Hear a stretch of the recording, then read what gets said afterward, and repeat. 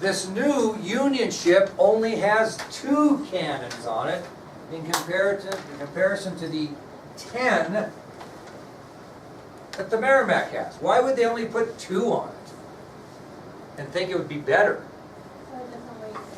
No, good guess. It's got more steel. No. 2 cannons versus 10. Why would they only put 2 on there? Why would they put 12? What do you have to do if you're on the Merrimack? If you want to point a cannon at somebody, what do you got to do? You got to turn the ship. This ship had 2 cannons with revolved 360 degrees, which was actually a little more effective because you don't have to turn the ship. You just turn the cannon. So this cannon, these cannons, these 2, were a little more efficient because they would be in a revolving gun housing and they'd be able to turn 360 degrees to shoot. The new Union ship would be named the Monitor. The Monitor.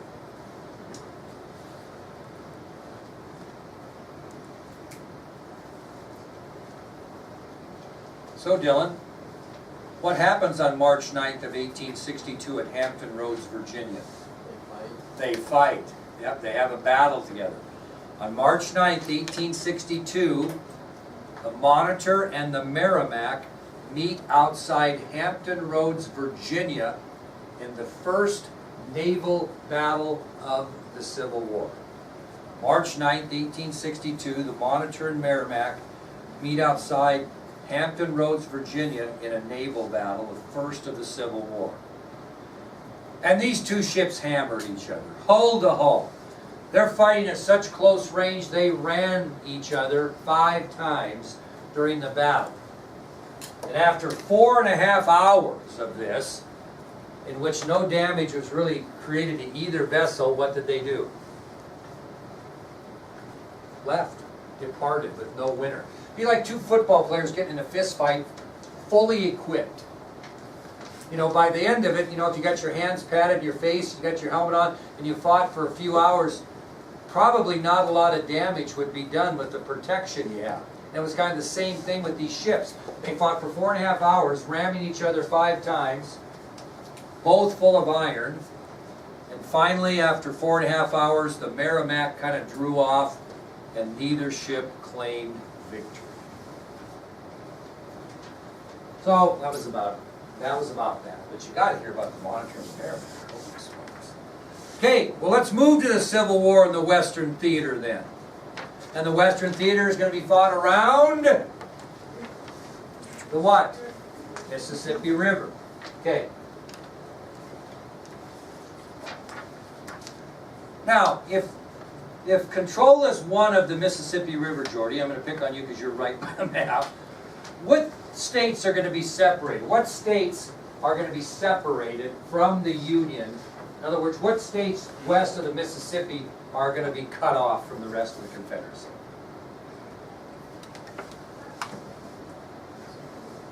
Now, Missouri is a northern state. Well, actually, they're a border state, right? So, Arkansas, Louisiana, and Texas. Those are going to be the states that are cut off from the rest of the South if they accomplish their goal of gaining control of the Mississippi River. So the Confederate states that would be separated would be Texas, Arkansas, and Louisiana. Now, in order to accomplish this goal, Jordy, and look, keep on the map again, what 3 states are the Union going to have control of to cut that in half? What? Tennessee. Which one's the other one? Being so bashful. Tennessee, Kentucky, Mississippi. So in order to gain control of the Mississippi River, they've got to control Kentucky, they've got to control Tennessee, and they've got to control Mississippi. And they have to control the most important port cities in Tennessee, Mississippi, and Louisiana, because Kentucky doesn't have a port city, do they? No. So, again, to accomplish their goal of capturing the Mississippi River and cutting the Confederacy in half, the Union's going to have to gain control of 3 states, Kentucky, Tennessee, and Mississippi. and they're going to have to gain control of 3 ports. 1 in Tennessee, 1 in Mississippi, 1 in Louisiana. That's what they're going to have to do to accomplish that goal. Now, the first state that's going to be targeted by the North will be Kentucky. But Kentucky will fall to the North pretty easily because of the northern influence of one politician by the name of, what? No, he's not from Kentucky. He did, but he went to Illinois. But who's Kentucky man that's run for president? Run for president, lost, ticked off Andrew Jackson. Oh, Henry Clay. Henry Clay's a very famous politician from Kentucky, and he supports the North. And there's mixed feelings in Kentucky, right? But because of Henry Clay's influence, the Union will be able to take control of Kentucky without any problem. No problem. Tennessee is going to be a problem. Tennessee is going to be a problem. So, Kentucky will be the first target. But the famous politician Henry Clay, who's a Kentucky Northerner, will have strong enough influence within the state that Kentucky will be controlled without any difficulty. Tennessee, however, is going to be difficult. Who are they going to send to capture Tennessee? What famous Union general? Ulysses S. Grant. Now, this is before he's Mr. Famous later in the war, right? He does not have overall command of Union forces. He's just a field commander right now. And they send him to Tennessee, and in February of 1862, he captures 2 very important forts to help the Union gain control of that state. The first one on February 6th of 1862, Grant captures Fort Henry on the Tennessee River. Fort Henry on the Tennessee River. On February 6, 1862, General Ulysses S. Grant captures Fort Henry on the Tennessee River. 10 days later, on February 16th of 1862, he captures Fort Donelson on the Cumberland River. On February 16th, 1862, Grant and his men capture Fort Donelson on the Cumberland River. Now, they need one more victory in Tennessee to complete their goal. And that victory would have to occur at Pittsburgh Landing, Tennessee, which is a riverboat settlement on the Tennessee River. So they've captured Fort Henry on the Tennessee River, the upper Tennessee River. They've captured Fort Donelson on the Cumberland River. Now they need a victory at Pittsburgh Landing on the lower Tennessee River, which is a riverboat settlement located there. That victory would allow them to capture the state of Tennessee. Now, that fight that happens at Pittsburgh Landing is known as our next subtopic, the Battle of Bloody Shiloh. The Battle of Bloody Shiloh. This will be the battle we're talking about at Pittsburgh Landing, Tennessee.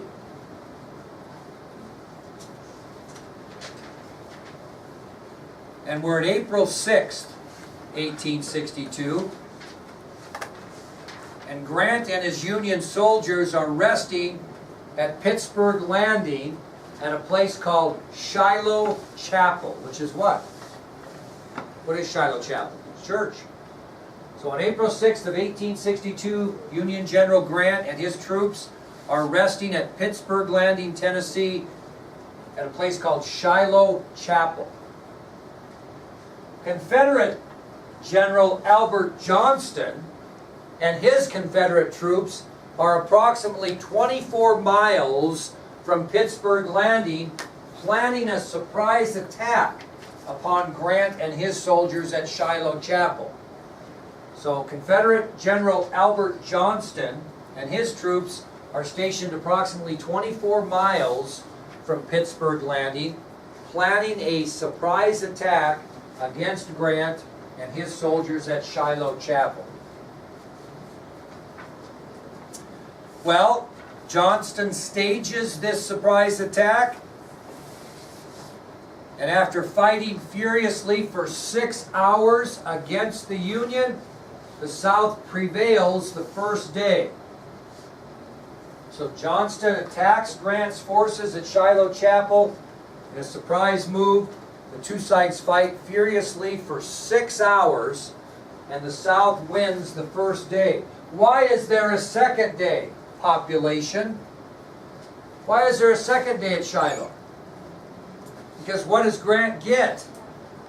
Very good, he gets reinforcements. And at the end of the day, at the second day at bloody Shiloh, the Union will fight off the stubborn rebels, and they will occupy a place called Corinth in northern Mississippi. Without those reinforcements, though, they don't win. That's the continual problem of population and number of troops. Now, when this 2-day battle of Shiloh ended, the casualties were pretty high. They estimated about 24,000 men on both sides were either killed or wounded. That would be 5 times the population of Worland, Wyoming. 24,000 killed or wounded. 13,000 on the Union side, 11,000 on the Confederate side. That was the estimation of death. In a very small area fighting, very small area fighting. 24,000 casualties, killed or wounded, 13,000 Union soldiers killed or wounded, 11,000 Confederates. Again, seems like a Confederate victory numbers-wise, but when you look at the population, it's a problem. Now, among the 11,000 Confederate soldiers that were killed were Albert Johnston himself. Anybody do the report on Albert Johnston? Anybody do their report, their biography on Albert Johnston? Must be somebody that's gone. Shoot, I won't get any help today. Anybody know what happened to Albert Johnston? He suffered a leg wound in the battle. A mini ball went into his leg and nicked an artery, so he began to bleed. But it wasn't like a devastating injury. It just happened to nick the artery. Well, he, under the strain of battle, in a way didn't even realize he was hurt that bad. And he didn't apply a tourniquet to it, and he basically bled to death down into his boot. His boot was full of blood. They pulled off his boot. It was full of blood. He had lost too much blood and died as a result of the wound. All he would have needed to do is realize it and get a tourniquet tied above the wound, and he would have survived. Probably lost his leg, because that was the thing in those days, right?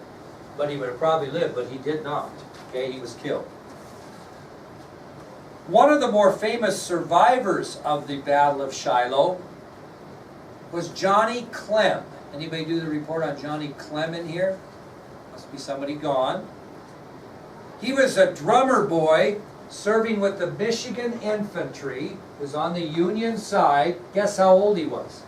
Anybody want to guess how old this Johnny Clem was, the drummer boy on the Union side for the Michigan Infantry? Close. 10.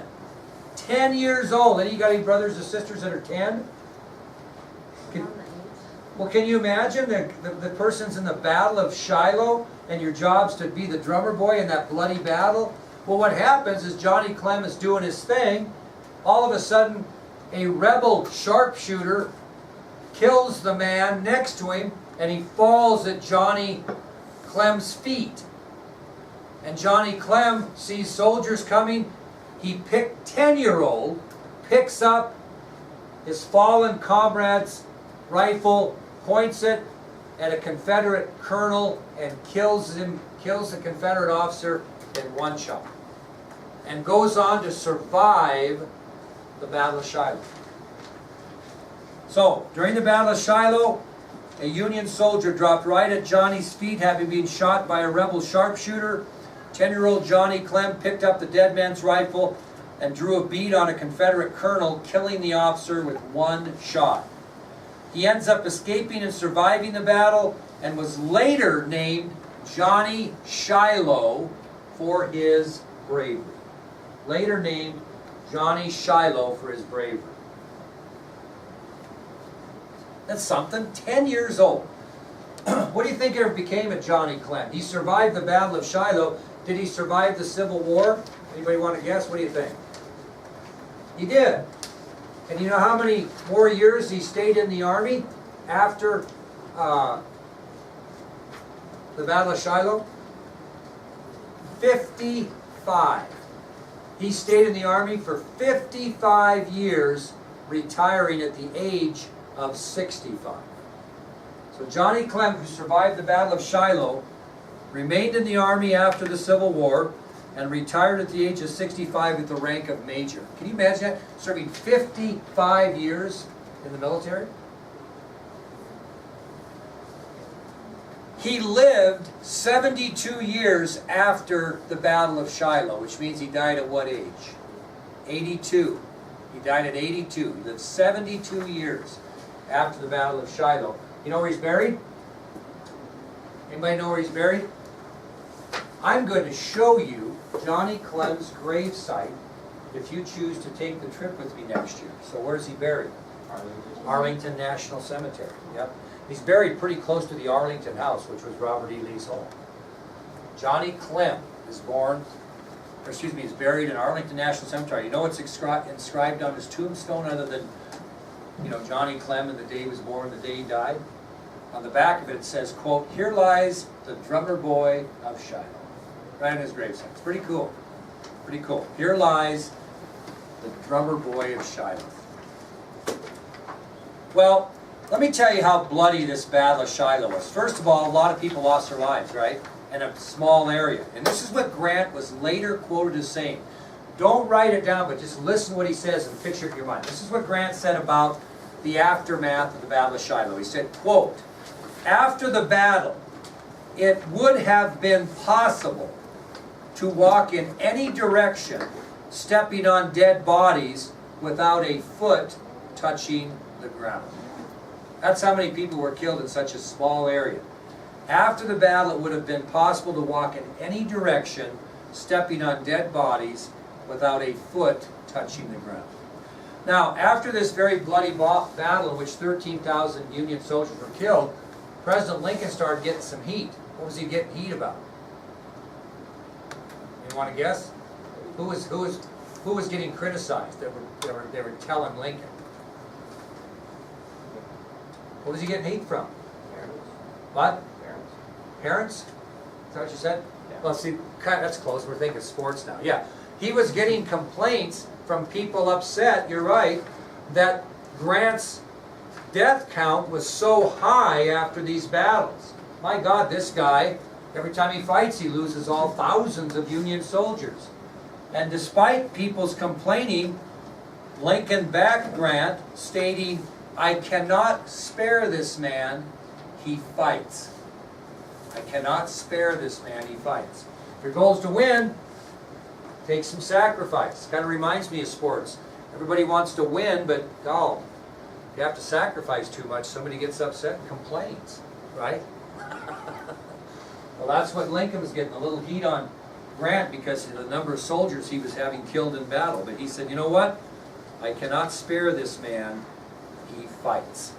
Okay, tomorrow we'll back up and we'll go to Union victories in the Western Theater, and we'll talk about those port cities that were so important that had to be taken and whether the Union took them or did not take them.